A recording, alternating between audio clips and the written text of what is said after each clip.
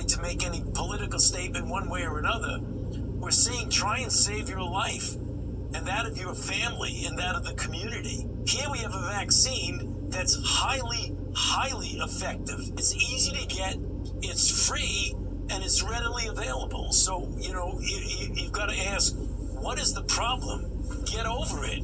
Get over this political statement. Just get over it and try and save the lives of yourself and your family. Anthony Fauci, what is he doing? If you actually think politics is involved with people not taking it, and let's say you thoroughly believe that, if you actually believe it, then the first thing you will say is, my attention, Trump supporters, if you are not doing this because Joe Biden's president, it was Operation Warp Speed under the previous president that you likely voted for, you're one of the 75 million, that put this together, that over 1 million shots in arms was happening before Donald Trump left office. If you really think it's pure politics, Sandra Smith is here, getting set to host her show, America Reports, from 1 to 3 today. Sandra, welcome back. Hi, Brian. Thanks for having me. So I was shocked to hear him say, get over it. It's politics. Is that really his job? Get over it? Even though I had already heard that, hearing it again, it made me think, why? Why does he go there? His job could have been, this entire time, to simply relay the facts, what he knows,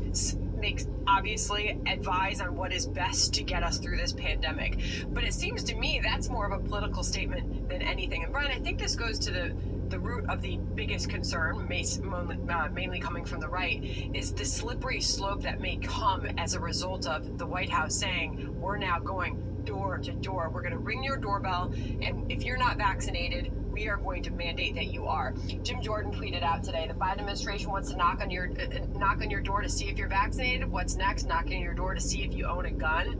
It's just another reason people are worried about the government just completely taking over our lives. Reasonable concern when you hear Dr. Fauci, who has been an authority through this pandemic, say, get over it. I think that rubs a lot of people the wrong way. So the door-to-door concept, you think they back off of? Everyone was kind of offended by that, it seemed, mostly Republicans, but they've doubled down yesterday. Here's Jen Psaki, cut 32. What we're trying to do here as the federal government is protect the American people and save lives, prevent people from getting COVID and the coronavirus. It's up to every individual to decide whether they're going to get vaccinated, but especially as we're seeing reports from the CDC about the rise of the Delta variant, one of the most transmissible variants we've seen there, this is about protecting people and saving lives. That's a role we're going to continue to play from the federal government and use any of the tools and tactics that we think will be effective. So it's about saving lives. It's their job. So I shouldn't go cliff diving. I shouldn't go deep sea fishing. What else shouldn't I do? Should I not play rugby because I could break my nose? What else does the government not think I should be doing? I think the translation from Psaki there is, we know better than you. But to be sure, the White House has so far rejected calls to mandate the national vaccine passport. Right, Brian? They have also said that they're going to leave it up to companies and schools whether or not they're going to require vaccines. I don't know if you're impressed by that or if that shocks you at all, but that is the case so far. It is up to the commander-in-chief to decide whether or not they will mandate this for members of the military. But more than 500, I'm looking out to the fall, because obviously you saw a lot of the headlines in the various papers this morning about the return of the indoor mask mandate in so many areas. What's going to happen when schools reopen in the fall? I asked our brain firm for some data this morning. More than 570 colleges have already announced that vaccines will be mandatory for fall attendance. And when you've got headlines about these variants happening all over the world, Japan going into emergency mode now because of COVID cases and all that, what is the fall going to look like? Are we going to return to masks on all the kids K through 12 in our classrooms? I mean, we're already weeks away from some of these schools starting back up in the fall. I know, it's unbelievable, and that's just another thing I want to discuss with you is what's happening at the CRT and what Randy Weingarten was saying. But I'll back up a little bit.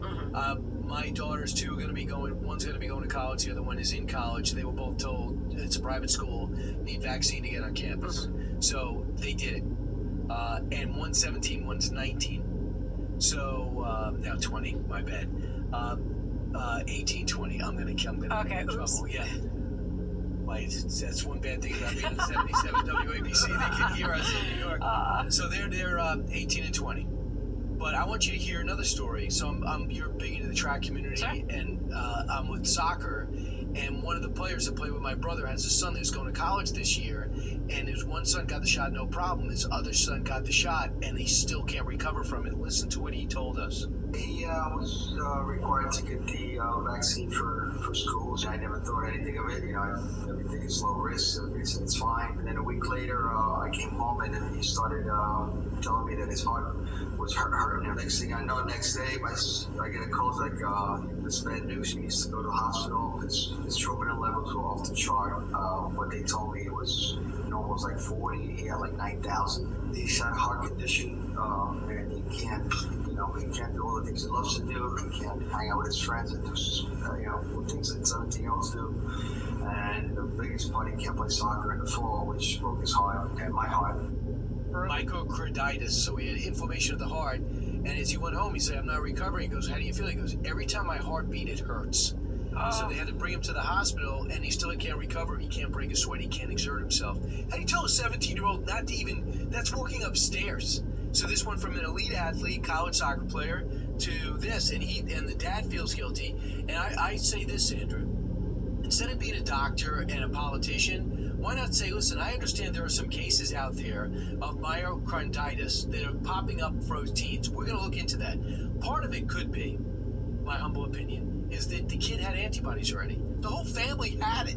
So if you have antibodies, why isn't that part of this conversation? Save the money on shots. Give it to Nigeria or Somalia or Uganda or Norway. They need it. Japan needs it. And then you say, along with the COVID-19, it's so easy to get the COVID-19 test, right? Yep. Anyone can get it. So just get the antibody test. Excuse me, Sandra, you had it. You still have the antibodies. I'm going to say 6 months, come back again, see if you still have it. Yep. Then we might have a problem with certain bodies, certain metabolisms saying, I already have the antibodies, you just shot them into me again. Yeah. I got a problem with the mRNA, or how Johnson & Johnson, when you actually shoot the antibodies in, how they factor in with the antibodies that they're already. So maybe that's the case. Do you give someone with polio the polio vaccine? Yeah. Who had it already? Just doesn't feel like they're taking that into consideration. Kids are our priority. I think there's individual cases. It seems like there's a blanket statement, everybody get vaccinated before you return to school. The Fox poll also surprised me. 51% of voters say employers should be able to mandate the vaccine. That was a majority of the respondents. So people want to feel safe when they go back to work. But that's not that age group. 44% of voters say businesses should require proof of vaccine. 49% say they should not. I know you just showed me your barcode. I think that's going to be fascinating as we all cram back in these spaces. Concerts are happening, but schools in the fall, I think, is the big question mark. And that's terribly sad when you hear a case like that. So the market's down 200, say it was down more than that, but 275 points right now, right? And so it was down 500 earlier. You're the business expert, but when I was here, I was trying to find out what the reason was, and they were saying it was the Delta variant. And I said, is that for real? The Delta variant, ticking up numbers, deaths are still way down, ticking up numbers slightly, but the Delta variant's handled by the vaccine. Sandra, we're making decisions. It's not up to me for you to get a vaccine or me to get a vaccine. I'm not going to get you sick. You're not going to get me sick. It's infinitesimal chances of me getting sick, so it doesn't matter if somebody next to you is vaccinated or not. If the numbers go up, it's the numbers go up. If someone drinks and drives, it's a bad decision, but I can't control them. I can't control if they get high and drive. It's not up to me. As soon as anyone can get the vaccine, this game changed. And I think he should continue to do the PSAs and push it forward. But I also go back to what Victor David Hansen said. One of the reasons he keeps talking about it, it's his only good news story. I think so, but he missed he missed his self-imposed deadline, right? That was still like. I think that's still an absolutely step back and think about that. I mean, nearly 70% of the population got a vaccination. Yeah. I mean, that's a really, really big deal. When it comes to the markets, I think the variants are a concern, but the variants have been an issue for a while, so I don't know that would be the one-day spook for these markets. What do you think it is? But the market's sitting at all-time highs, record highs, despite the fact that we still are not done with this pandemic. It's not over. You still got, hot spots happening all over the world. Japan going into emergency mode. No fans at the Olympics. This is a system that has had an immense amount of money pumped into it. I mean, the amount of stimulus that is out there, Brian, when we still can't get people to go fill 9 million open jobs out there, people are getting checks. They're sitting on a lot of cash and savings from the pandemic. I heard, you hear that number, 46% have taken their pandemic money and invested it? Absolutely. Are you kidding? You're taking money that we borrowed. Meme stocks, Bitcoin, yeah.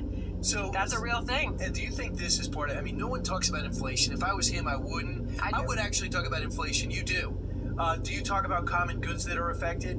You know, my daughter's starting to drive, and the first thing she said to me, I can't believe how expensive gas got. I'm like, wow, it's up $1. So nice of her to notice. If a 20-year-old is picking that up, if a 20-year-old is picking that up, can you imagine the family who's living paycheck to paycheck? Now, all of a sudden, housing's up 12%, used cars are up 30%, general transportation up 11%, clothing up 5.6%, food up 2%, let alone lumber. Try building a house right now, yeah. And gas is up. Last year at this time, premium was $2.78. Now it's $3.74. So it's a full $1. Yeah, it makes a difference. What good is wage growth if that money is going directly back into your payment at Walmart or Costco or wherever you're going to feed your family or clothe your family? Housing prices are at record highs. Sales are still up. Brian, the price of absolutely everything has gone up. But the White House is in denial about the inflation story, and I'm not quite sure why that is. And the markets have been in denial of the inflation story. So your daughter notices the price of gas going sky high, but yet the markets don't seem to care. It seems, and I had an economist tell me this recently, that the markets have bought the Fed's transitory comment, hook, line, and sinker, that this inflation story is not here to stay and that will eventually go away. But then you get a day like today where the markets are spooked. The Dow was down 500 points a few minutes ago. I think people start to question, like, is there enough really good fundamentals to render the record high prices that we're seeing in the Dow, the S&P 500, and the NASDAQ? And what really would be the catalyst for a turnaround in that market? And I do believe inflation is the next big deal. And if you can't get people to go back to work, can we afford to continue to cut the checks that is stimulating that market and this U.S. economy? Well, the other thing, there's two things that you just brought up that I think is worthy of emphasizing.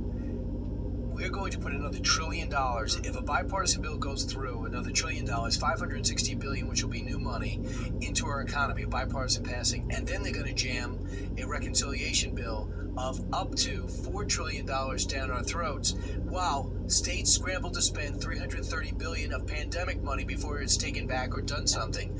So if you think inflation's a problem now, do the math. It's only going to get worse. Money we don't have. We're $33 trillion in debt, so we're over budget every month, and we're putting more in for an emergency that we're not in anymore. Yeah, and the Fed has shown no signs of raising interest rates. So we're still in this free money environment while we have this record-breaking stock market and this hot economy. I go back to Larry Summers, worked under the Obama administration.